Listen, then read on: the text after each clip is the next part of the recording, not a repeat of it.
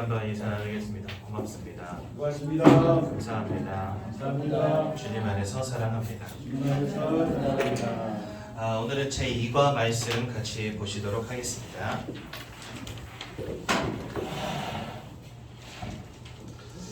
제2과 말씀 같이 보겠습니다. 성경은 창세기 3장 1절에서 6절까지인데요. 창세기는 성경책 맨 앞에 있는 책입니다.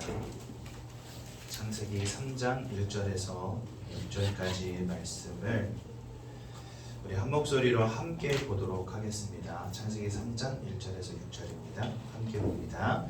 그런데 뱀은 여호와 하나님이 지으신 들짐승 중에 가장 강교하니라. 뱀이 여자에게 물어 이르되 하나님이 참으로 너희에게 동산 모든 나무의 열매를 먹지 말라 하시더냐.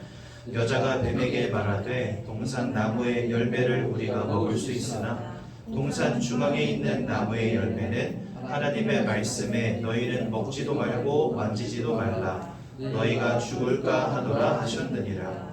뱀이 여자에게 이르되 너희가 결코 죽지 아니하리라. 너희가 그것을 먹는 날에는 너희 눈이 밝아져 하나님과 같이 되어 선악을 알 줄 하나님이 아심이니라. 여자가 그 나무를 본즉 먹음직도 하고 모함직도 하고 지혜롭게 할 만큼 탐스럽기도 한 나무인지라. 여자가 그 열매를 따먹고 자기와 함께 있는 남편에게도 주매 그도 먹은지라. 아멘. 창세기 2장 17절에 보면 너희가 이 열매를 따먹는 날에는 정령 죽으리라 하나님 이렇게 말씀하셨고요.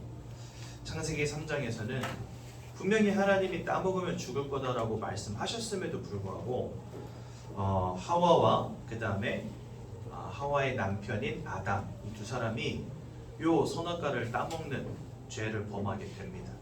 우리는 이 사건을 두고 원죄 사건이다라고 말합니다.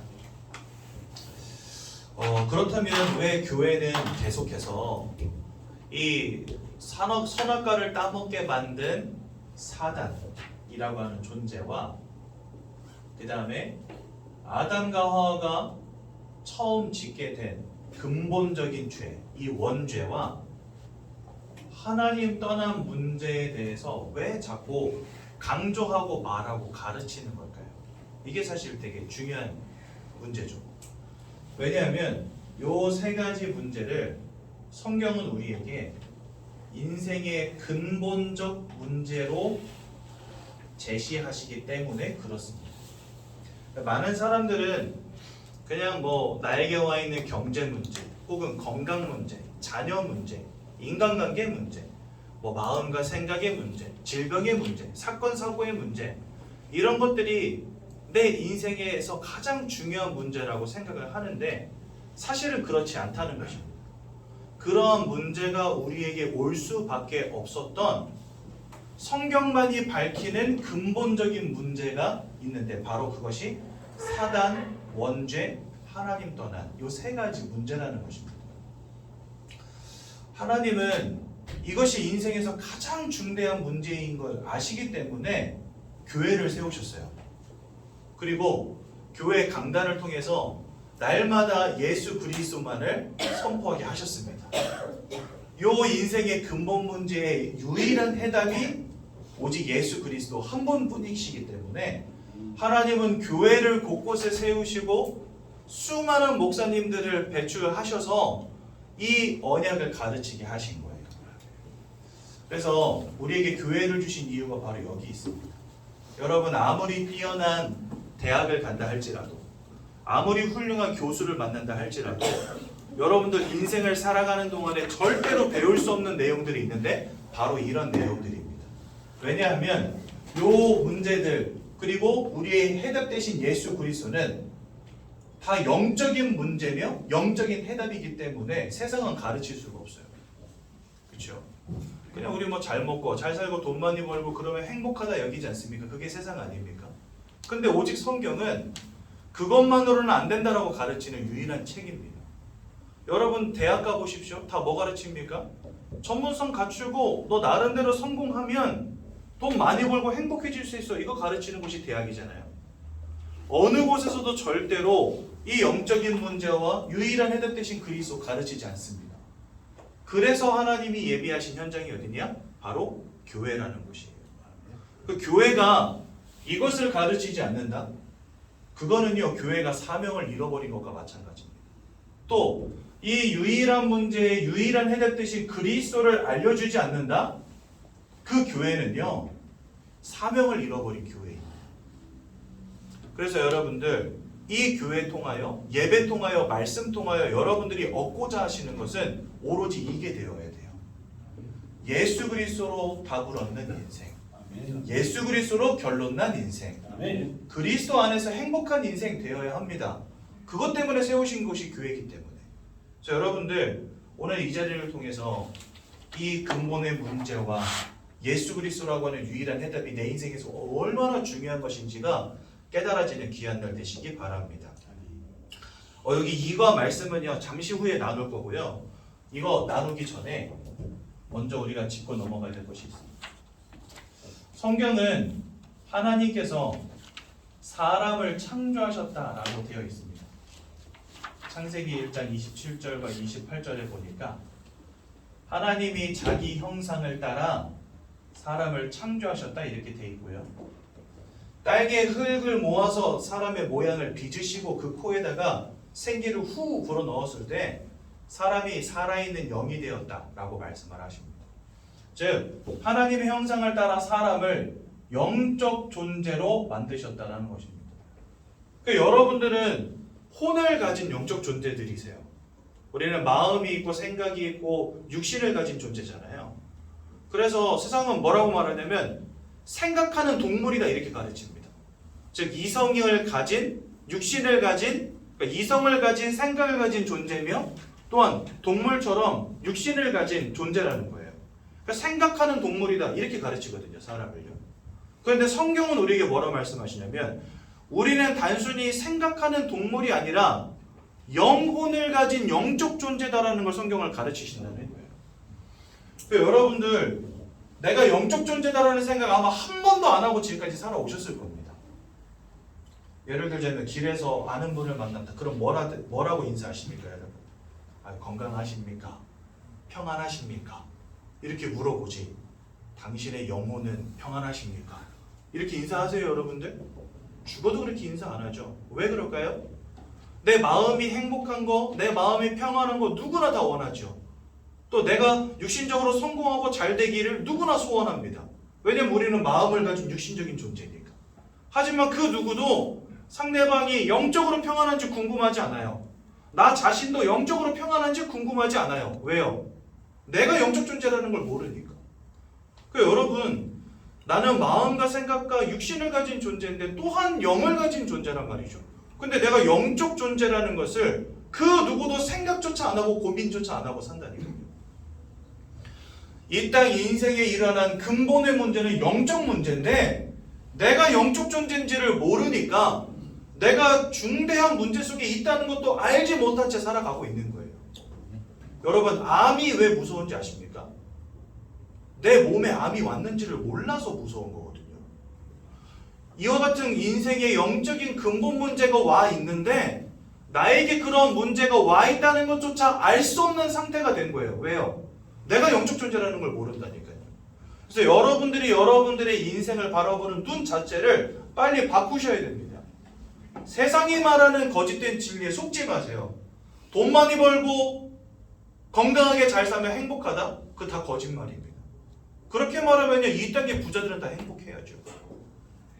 그런데 왜 강남의 펜트하우스에 살면서 공황장애에 시달리고 우울증에 시달리고 불면증에 시달려서 약을 먹지 않으면 잠을 자지 못하는 사람들로 널렸습니까?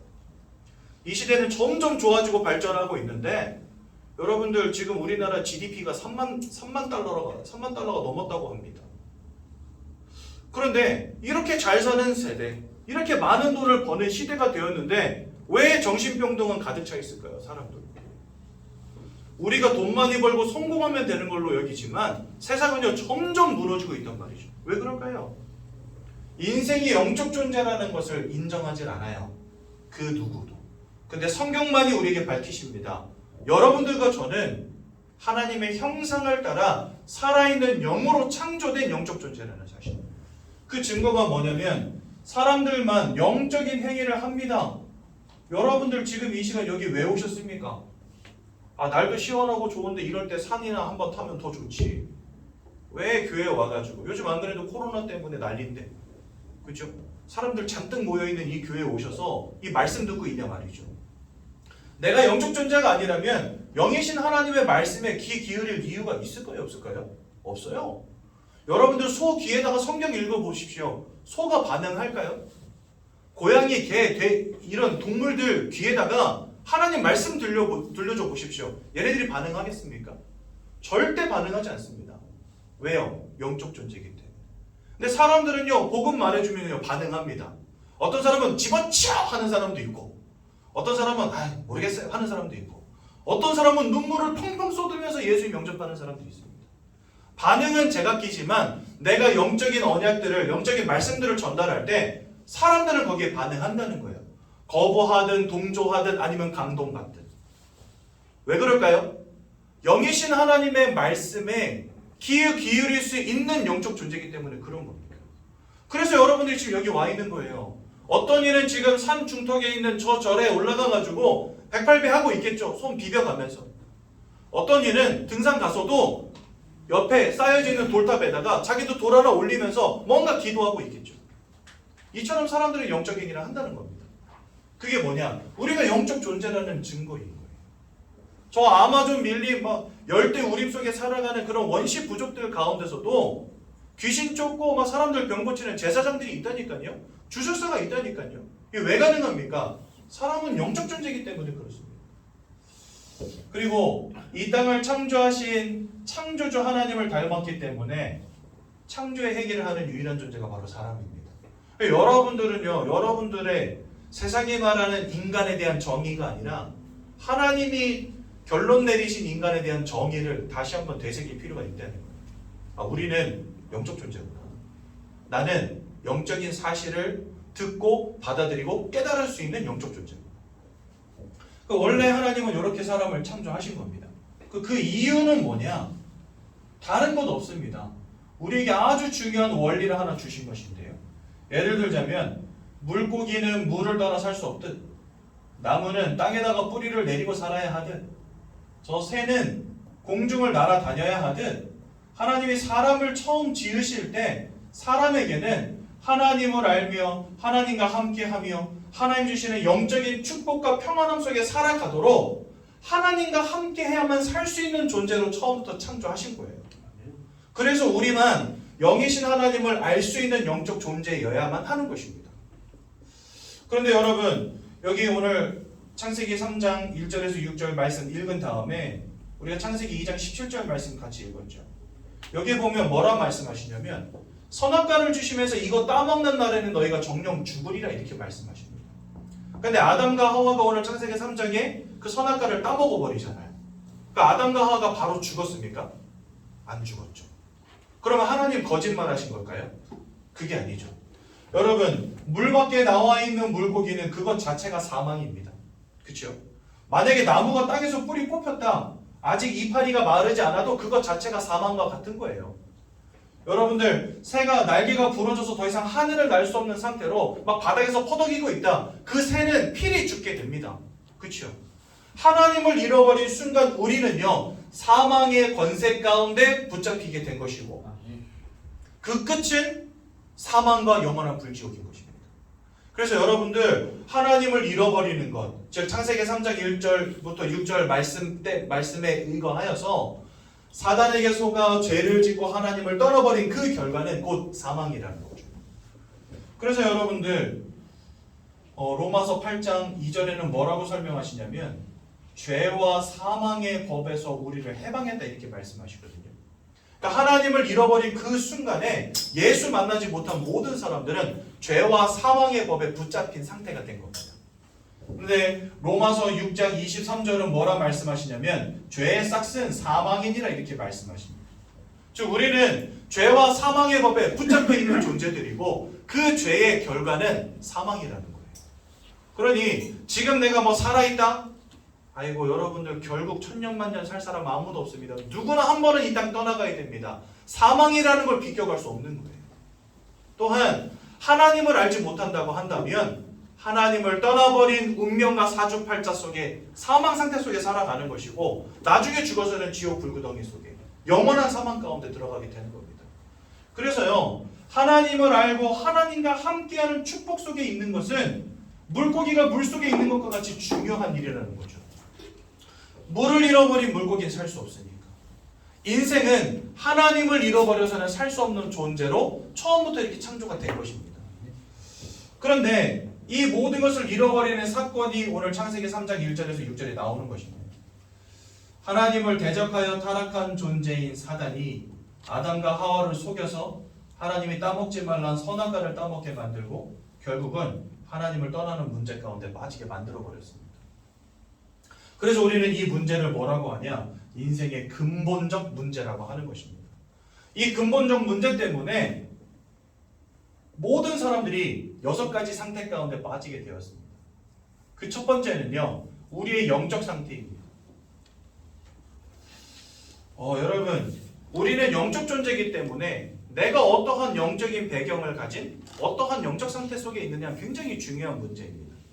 예를 들자면요, 사람은 영혼과 마음과 육신으로 좀 이렇게 구성되어 있잖아요. 근데 만약에 우리의 마음이 무너지면 그것 때문에 우리 육신이 병들기도 합니다. 아들을 먼저 떠나보낸 아버지가 시름시름 앓다가 곧 돌아가시는 일들이 비일비재하잖아요. 전 세계적으로. 그렇죠?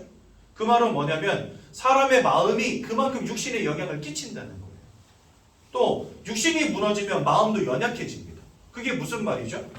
마음과 육신이 상호 영향을 주는 존재가 바로 사람이라는 거예요. 내 마음 상태가 여러분들의 육신의 건강 상태에 영향을 끼친다는 거예요. 여러분들의 마음 상태가 여러분들의 삶의 전반적인 부분에 영향을 끼친다니까요. 사람이라는 존재는 그런 존재입니다. 그런데 우리는 지금까지 내가 영혼을 가진 영적 존재라는 거 간과하고 살았잖아요.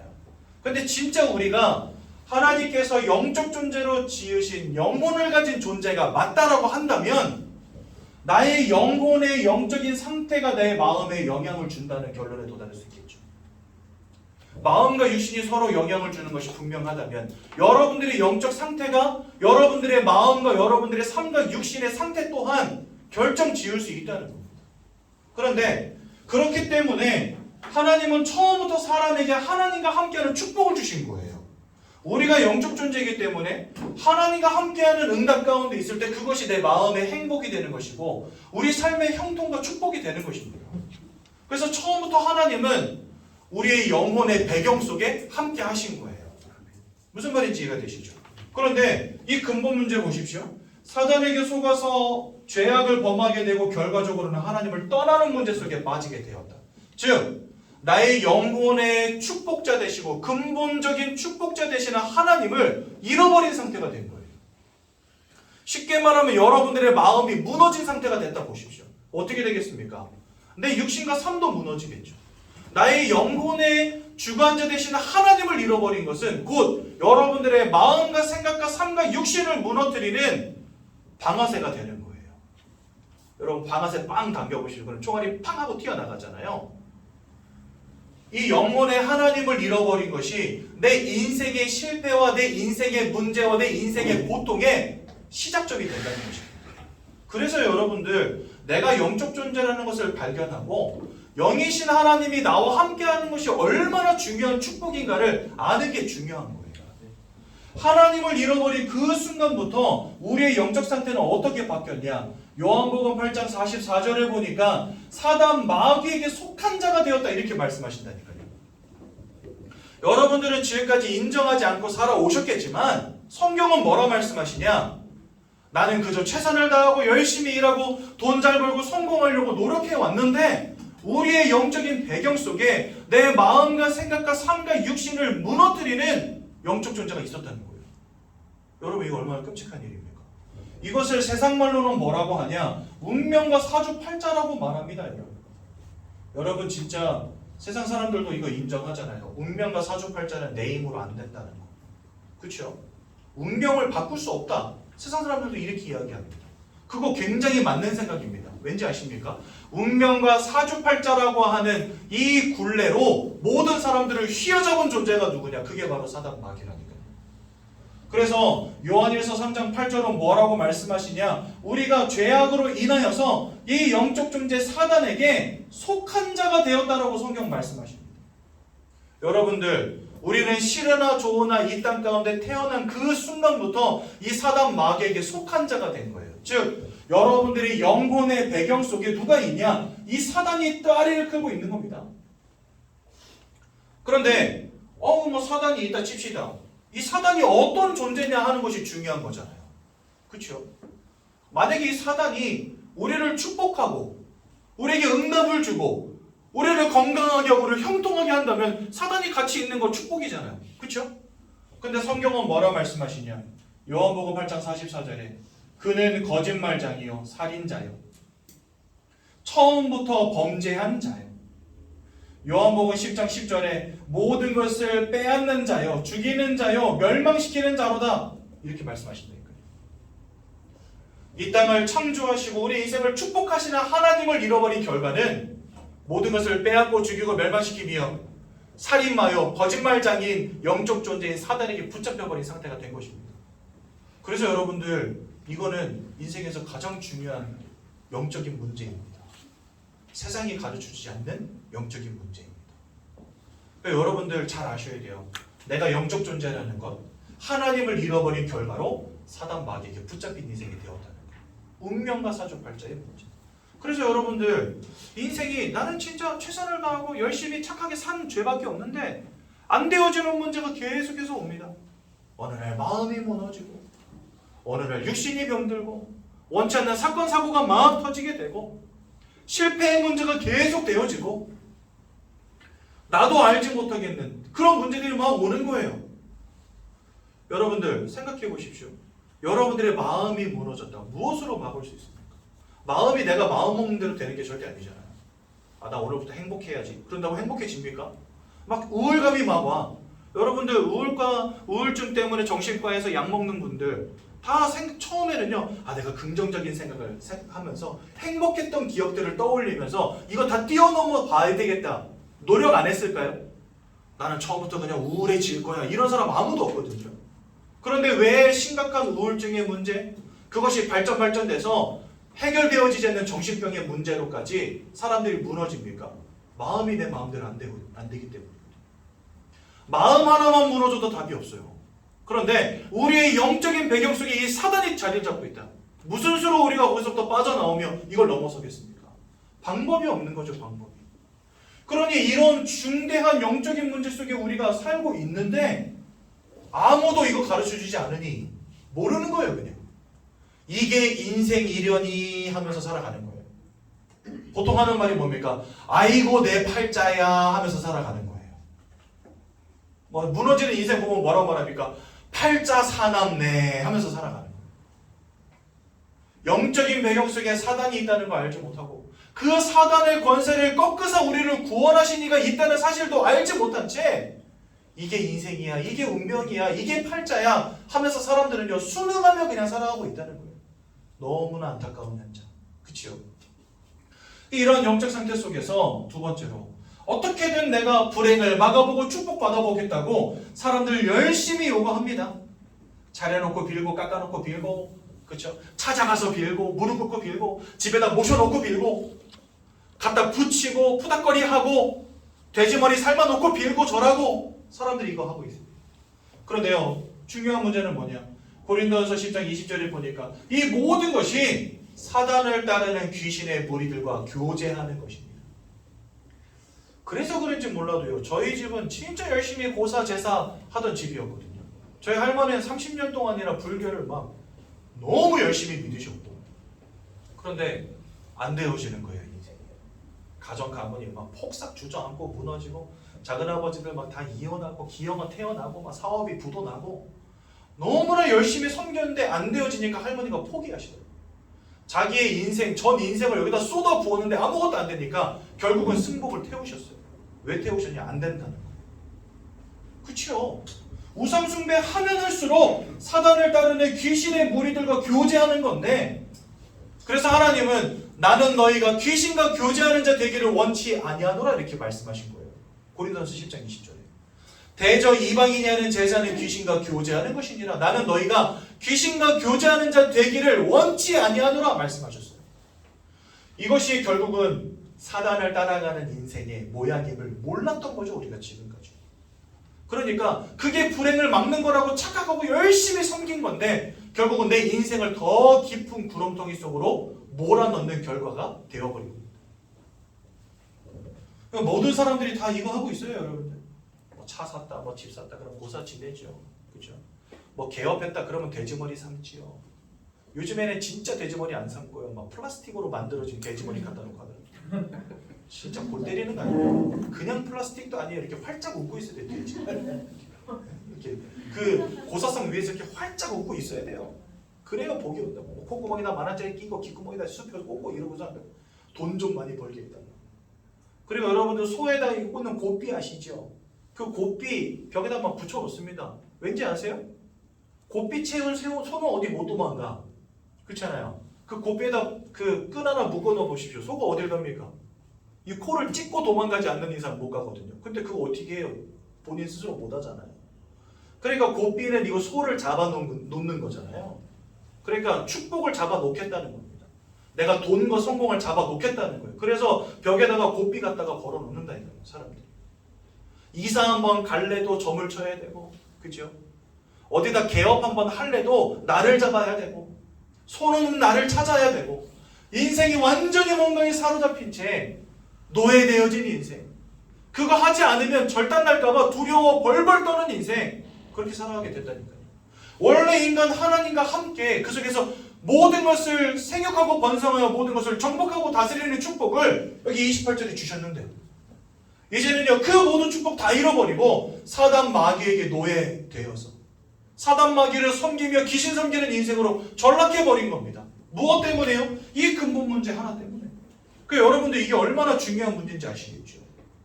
우리가 이 문제를 해결하지 않는 이상은 인생의 행복 찾을 수가 없는 겁니다. 이 문제 해결하기 전까지는 인생의 답을 찾을 수가 없는 겁니다. 그러니 그 마음과 생각이 어떻게 온전합니까, 여러분? 아까도 제가 말한 것처럼 우리의 영혼의 배경 속에 사단 마귀가 자리 잡고 그것이 우리의 마음과 생각과 삶과 육신을 무너뜨린다니까요. 그래서 여러분들 빌립보서 4장 7절 이렇게 말씀하십니다. 모든 지각에 뛰어난 하나님의 평강이 우리의 마음과 생각을 지키시리라. 즉 우리의 마음과 생각을 지키시는 이의 역사가 있어야지만 내 마음이 평안함과 행복과 기쁨과 만족을 누리는 인생이 될 수 있다는 거예요.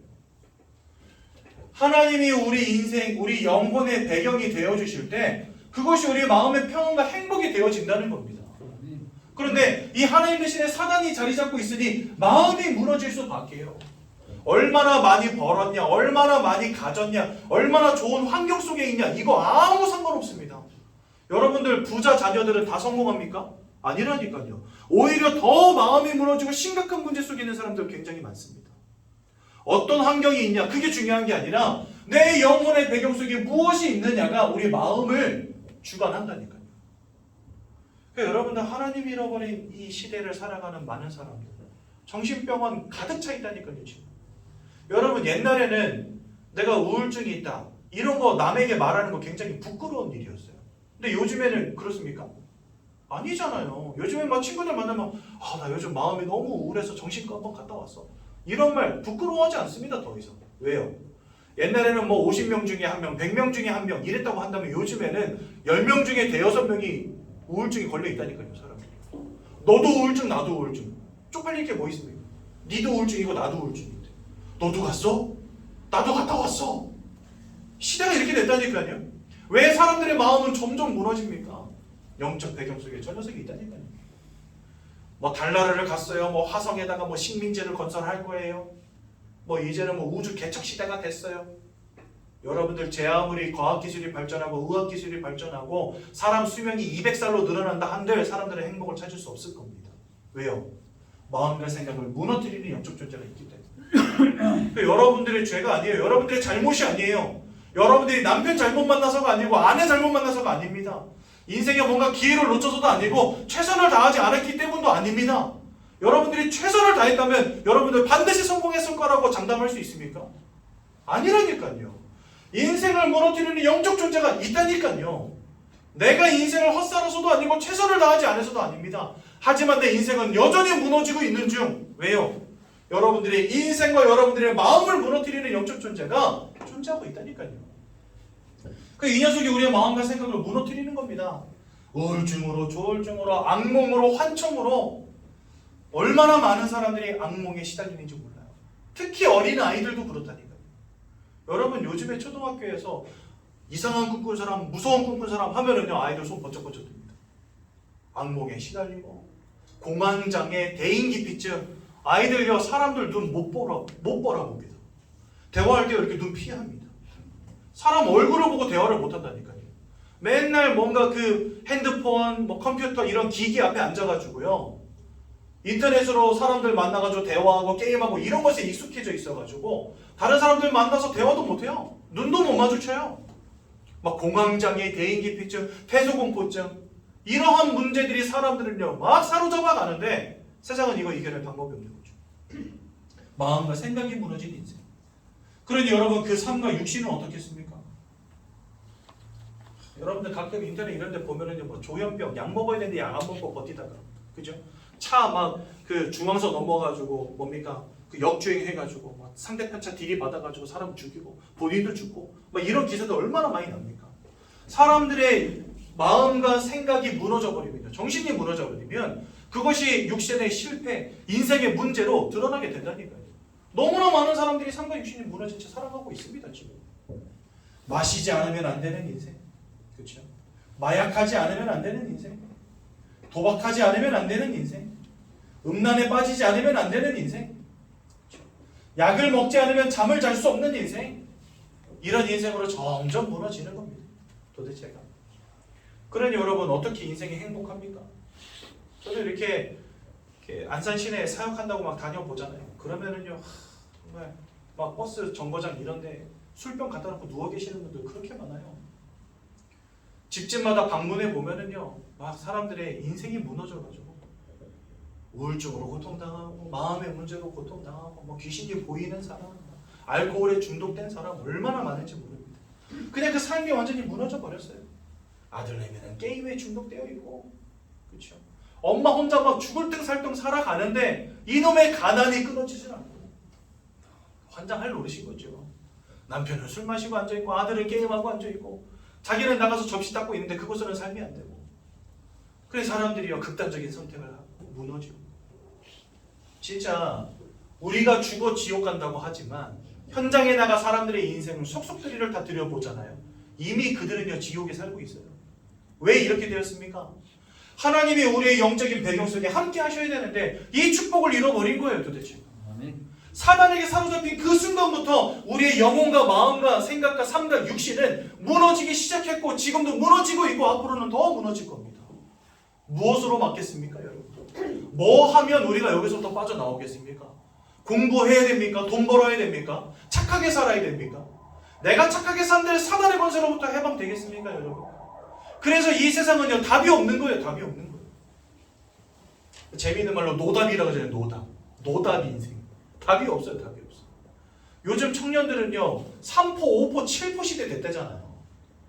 막 3평 남짓한, 5평 남짓한 그 고시원에 살면서 친구도 안 만나, 연애도 안 해. 오로지 공부, 결혼도 포기, 자녀도 포기, 오로지 성공 이러고 살고 있잖아요. 그거 한다고 될까요? 여러분들 저 미국의 아이비리그라고 있습니다. 뭐 하버드 대학 이런 그 MIT 공대 이런 아주 훌륭한 대학들 모여 있는 지역이거든요. 그 대학들의 특징이 하나 있어요. 그게 뭐냐면요. 법적으로 대학들마다 정신과 상담소가 있어요. 그거 없애는 순간 대학도 문 닫아야 돼요. 왜 그러냐? 자살자가 너무 많아. 여러분들 하버드, MIT 이런 대학들은요 어떤 대학입니까? 주류들이잖아요, 걔네들이. 나중에 졸업하면 상류층으로 직행할 수 있는 사람들이잖아요, 다. 그런데 거기서 자살한다니까. 우리나라 최고의 대학 하면은 서울대 치지만 서울대보다 더 빡센 곳이 있습니다. 카이스트입니다. 카이스트는요 1년에 15명씩 자살해요. 이 사람들 성공이 이미 정해져 있는 사람들 아닙니까? 졸업도 하기 전에 스카웃 당하는 사람들인데 그 연봉은 얼마나 세겠어요? 그렇죠? 당연히 주류층이라고 볼 수 있죠. 근데 자살한다니까요. 왜 그럴까요? 성공하면 됩니까 진짜? 공부 열심히 하면 됩니까 여러분? 환경이 좋아지면 됩니까? 아니에요. 사람은 아무리 먹고 마시고 갖춘들 영적인 부분에 하나님이 함께 하실 축복을 잃어버리면 그 인생은 지금 무너지고 있는 중. 성공하는 것처럼 보이지만 무너지고 있는 중. 그 끝은 더 큰 멸망으로 끝날 수밖에 없는 인생. 여러분들 오늘 제가 드린 이 말씀을 허투루 듣지 마십시오. 참고하는 인생 되지 마시고 내가 이런 영적 존재구나. 하나님 모르면 결국 이렇게 될 수밖에 없는 영적 존재입니다. 내 영적 배경 속에 이놈이 있었구나. 이게 운명과 사주팔자로 나를 사로잡고 있었구나. 나도 알지 못한 채 암덩어리 암세포처럼 내 인생 전체에 두루 퍼져 있었구나 이 녀석이. 여러분 이렇게 결론 내리셔야 된다는 거예요. 이렇게 살다가 히브리서 9장 27절 뭐라고 말씀하십니까? 사람 한 번 죽는 것은 정하신 것이요 그 이에 심판이 있다 하십니다. 맞습니다. 이래서 사망인 겁니다. 하나님이 따먹지 말란 선악과를 따먹는 결과는 심판이요 지옥이요 사망인 것입니다. 그래서 너희가 이것을 먹는다는 정령 죽으리라 하신 말씀은 이미 성취된 거예요. 우리는 지옥 같은 인생을 살아가다가 한 번 죽지요. 그리고 영원한 사망 가운데 던져지는 겁니다. 그게 하나님 말씀하신 사망입니다. 더 큰 문제는 뭐냐면 후대들이 여기서 자유로울 수 없다는 사실입니다. 이 사망의 굴레에서부터 자유로울 수 있는 사람이 이 땅에 없어요. 여러분들의 자녀들도 우리 주영이도 나중에 시집 가서 애 낳으면 이 속에서 태어나는 거예요. 누가 됐든지 예수를 만나야 되는 거예요. 예수 만나지 못하면 이 영적 배경 속에 있는 겁니다. 여러분 이게 내가 돈 번다고 해결되겠습니까? 공부 열심히 한다고 해결됩니까? 착하게 산다고 해결됩니까? 종교를 믿는다고 해결되겠습니까? 안 되는 거죠. 내가 아무리 열심히 하나님을 영적인 존재 어떤 절대적인 자를 찾고 구한들 그걸로는 답을 찾을 수가 없는 것입니다. 그래서 내가 찾아가는 게 불가능하고 내가 여기서 해방되는 게 스스로 해방되는 게 불가능하니까 하나님께서 직접 우리에게 길을 열어주시고 구원자 되신 예수님을 우리에게 보내주신 것입니다. 그래서 창세기 3장 1절에서 6절에 이 범죄하자마자 하나님 15절에 여인의 후손을 보내겠다라고 우리에게 약속하세요. 내가 착하게 산다고 여기서 해방되는 게 아니기 때문에 돈 많이 번다고 해방되는 게 아니기 때문에 공부 열심히 한다고 해방되는 게 아니기 때문에 내가 너희에게 구원자를 보내줄 거야 라고 약속하신 거예요. 그분이 바로 누구시냐? 바로 예수님이십니다. 예수님 오셔서 세 가지 일 하셨습니다. 요한계시록 3장 8절에 보니까 죄를 짓는 자마다 이 마귀에게 속하여 있다 말씀하셨죠. 하지만 아들이 나타나신 것은 그 마귀가 하는 모든 일을 멸하기 위함이니라. 즉 우리의 인생을 사로잡고 운명과 사주팔자로 사로잡고 지옥 불구덩이 속으로 들어갈 수밖에 없게 만드는 이 사단이 하는 모든 일을 깨트려버리시기 위해서 이 땅에 오신 분이 누구냐? 바로 예수님이라는 거예요. 그래서 여러분들이 예수를 만날 때 여러분들의 인생을 사로잡은 이 사단의 권세가 꺾이는 겁니다. 예수를 만날 때 운명과 사주팔자에서 해방되어지는 겁니다. 예수를 만날 때 하나님이 드디어 우리 영적 배경 속에 함께해 주시는 것입니다. 그러니 이 사단의 권세를 꺾으신 예수가 내 인생의 주인으로 임하셔야 돼요. 두 번째로 로마서 8장 1절에서 2절에 보니까 죄를 짓는 예수 안에 있는 자는 결코 정죄함이 없다 말씀하십니다. 왜냐? 죄와 사망의 법에 묶여있던 너희를 예수 그리스도 안에 있는 생명의 성령의 법이 해방하였기 때문이니라. 그래서 예수님은 우리의 모든 죄악의 문제를 끝내시고 하나님을 만날 수 있도록 우리를 의롭다 칭해 주신 참 제사장이 되십니다. 세 번째로 요한복음 14장 6절에 보니까 내가 곧 길이요 진리요 생명이니 하나님을 떠나버린 우리, 사단에게 사로잡혀버린 우리가 다시 하나님께로 갈 수 있는 유일한 길은 예수님 한 분밖에 없다라고 말씀하시잖아요. 그래서 예수님은 우리에게 하나님을 만나는 유일한 길 대신 참 선지자가 되십니다. 이 예수님이 2000년 전에 이 땅에 진짜 사람의 몸을 입고 오셨어요. 왜 오셨냐?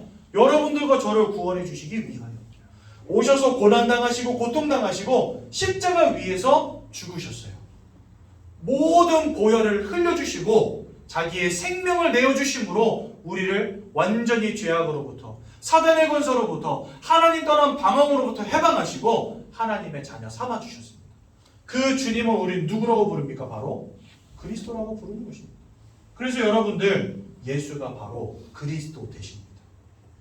이 예수 그리스도를 믿고 마음에 영접하는 자들마다 하나님의 자녀가 되는 권세, 즉 우리의 영적 배경 속에 사단이 아닌 하나님이 함께 해주시는 축복이 우리에게 임하게 되는 겁니다. 제가 예수님을 만난 이후로 저의 환경 그렇게 많이 바뀌지 않았습니다. 아버지가 사업이 무너져 계셨었는데 갑자기 사업이 잘 돼가지고 돈을 많이 벌고 그런 일 일어나지 않았습니다. 그러면 예수 믿을 가치 없는 것입니까? 어떤 이는 교회 다니시면서 돈을 많이 버신 분도 있습니다. 어떤 이는 교회 다니다가 사업이 망해서 부도 당하신 분들도 있습니다. 그러면 난 사업 부도 당했으니까 예수 믿을 필요 없어 이렇게 말할 수 있겠습니까? 우리가 진짜 이 영적인 사실들을 놓고 본다고 한다면 이 땅에서 내가 얼마나 많이 벌었냐, 얼마나 많이 얻었냐, 얼마나 건강하게, 얼마나 떵떵거리며 잘 사느냐, 그것은 별로 중요하지 않다는 걸 깨닫게 되셨을 거예요. 여러분, 지금 이 자리에 여러분들이 어떤 목적을 가지고 오셨는지 저는 알지 못합니다. 많은 분들이 다 개인의 여러 가지 사정과 문제들을 가지고 이 세 가족들을 찾아오시거든요. 어떤 이는 건강상의 문제로, 어떤 이는 경제상의 문제로, 어떤 이는 자녀의 문제로. 예수 믿으면 이런 부분들이 좀 해결됐으면 좋겠다. 그것도 참 멋지고 환상적인 일이지만 그거보다 더 중요한 것은 내가 지금 하나님을 만나 이 운명과 사주팔자로부터 해방되어지며 내 마음과 삶과 육신을 무너뜨리는 사단의 권세로부터 해방받는 것보다 더 급하고 중요하고 중대한 일은 없다는 거예요. 아멘. 여러분, 내 인생을 하나님이 축복하시는 거, 그것은요 하나님의 시간표, 하나님의 계획을 따라 우리에게 오는 축복들입니다. 우리 그거 바라볼 필요 없어요. 지금 나에게 중요한 것은 내가 예수를 만나 구원받는 것 외에는 없어요. 저는요 예수님을 알고 난 다음에 물론 하나님이 저에게 굉장히 많은 응답들을 주셨죠. 저는 심각한 게임 중독 속에 있었습니다. 인생이 완전히 무너져 있었습니다. 근데 그런 저와 같은 연약한 존재를 하나님이 사랑하사 구원 주시고 이렇게 여러분들에게 복음 전하는 목사의 자리까지 인도해 주셨다니까요. 저희 어머님, 아버님 사업 실패해서 굉장히 힘들어 하셨는데 지금은 교회와 목회자를 돕는 장로님들이 되셨습니다. 저희가요 많은 것 같지는 못했어요. 돈이 막 넘치거나 그러지는 않아요. 먹고 사는데 지장 없을 만큼 하나님이 채워주시기 때문에 경제적인 근심은 없지만 세상 사람들이 원하는 것처럼 엄청나게 벌고 쌓아놓고 살고 그런 축복은 우리에게 없었어요. 근데 참 희한하죠. 예수를 만난 지 우리 가정 가문이 이제 20년 가까이 돼가는데 저희 가정에 세상에 찾을 수 없는 평안함과 행복이 와 있다는 거예요. 저는요 진짜 시골 나라 가서 부모님들하고 같이 있는 시간 너무 행복해요. 가서 뭐 하냐? 예배해요. 우리 자녀들 같이 가가지고 찬양하고 막내는 율동하고 그러면서 예배하고 같이 기도하고 포럼 나누고 저녁 식사 같이 하고 얼마나 행복한지 몰라요. 대궐 같은 집 없어도 돼요. 여전히 엄마 아버지 저나 이렇게 가끔은 전기세 고민도 하고 가스비 고민도 하지만 다른 사람들처럼 그렇게 통장에다 쌓아놓고 살지 않아도 하나님만 주실 수 있는 평안과 기쁨이 제 마음속에 있으니까 아무것도 문제되지 않더라고요. 어디에 사느냐보다 누구와 함께 사느냐가 중요합니다. 대궐 같은 집이면 뭐합니까? 내 영적 배경 속에 사단이 있다면 그 인생은 무너지는 겁니다. 지하 단칸방이라도 하나님이 그 자리에 함께 하신다면 그곳이 곧 천국인 것입니다. 여러분, 우리가 중요한 게 무엇입니까?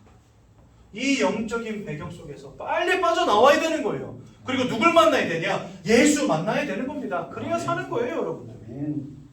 오늘 예수를 만나십시오. 주님이 우리의 마음 문을 뚝뚝뚝 두드리고 있다 말씀하신다니까요. 내가 지금 문 앞에 서서 두드리니 누구든지 내 음성을 듣고 문을 열면 내가 들어가 너와 유하며 너와 먹고 마시리라 말씀하셨어요. 주님은요 인격적으로 만나기를 원하세요. 여러분, 강도 도적은 어떻게 오죠? 여러분들이 잠들어 있을 때 그냥 담 튀어 넘어와가지고 나는 원하지 않는데 지 혼자 들어와서 다 뺏어가잖아요. 그게 사단이에요. 나는 한 번도 원한 적 없는데 태어나는 그 순간부터 이 속에서 살았다니까. 모든 것을 빼앗고 죽이고 멸망시키려는 자의 존재가, 그 권세가 여러분들의 인생을 휘어잡고 있었다니까요, 처음부터. 근데 예수님은 그런 분이 아닙니다. 예수님은 여러분들을 인격적으로 만나기를 원하세요. 너희가 진짜 이 그리스도의 이름을 믿느냐? 그렇다면 마음문을 열고 나를 받아들여 말씀하시는 거예요. 그렇다면 내가 너와 함께하며 너를 구원하며 너를 축복하며 너와 함께 마시고 먹을 거야. 그게 주님의 메시지입니다. 여러분들 이 시간 그래서 여러분들의 의지가 필요한 거예요. 그냥 하라니까 하고 그게 아니라 진짜 나는 예수님 만나야 되는구나. 예수님 없으면 안 되는 존재구나. 나는. 오늘 주님이 여러분들의 마음을 그렇게 두들기고 있는 거예요. 말씀드리니까 알겠지. 깨닫겠지. 내가 이렇게 너를 찾고 있어. 마음문을 열고 나를 만나는 시간이 돼야 돼. 주님이 이렇게 말씀하고 계신 거예요. 지금. 성경은 우리에게 마음으로 믿을 때 의에 이르고 입으로 시인할 때 구원에 이른다 말씀하십니다. 영접하는 자, 즉 기도를 통해서 예수를 마음에 영접하는 자 구원에 이른다 말씀하십니다. 여러분 오늘 이 시간에 예수님을 인격적으로 만나시기 바랍니다. 어떤 추상적인 존재가 아니에요. 어딘가 뭐 있나 보다 그게 아니에요. 진짜 살아계셔서 지금 여러분들 만나기를 소원하는 분이 계시다니까요. 오늘 그분을 우리 마음속에 영접하는 겁니다. 여러분 두 손을 모으시고 두 눈을 감으시고 제가 먼저 기도할 때 저의 기도를 따라 함께 기도하심으로 예수님을 영접하여 하나님의 자녀되는 축복 누리시기 바랍니다. 사랑의 하나님, 저는 죄인입니다. 제가 왜 문제 당하는지, 왜 원치 않는 어려움을 겪는지 알지 못한 채 살아왔습니다. 이것이 사단에게 사로잡힌 문제임을, 죄와 저주의 결과임을, 하나님을 떠난 결과임을 말씀을 통해 깨닫게 되었습니다. 이런 저를 구원하시기 위하여 예수님께서 이 땅에 오셔서 십자가에 못 박혀 돌아가심으로 우리를 구원하신 그리스도가 되신 것을 믿고 마음에 영접합니다. 제 마음에 들어오셔서 저와 함께 해주시고 저를 하나님 자녀 삼아 주옵소서. 예수님의 이름으로 기도드렸습니다. 아멘.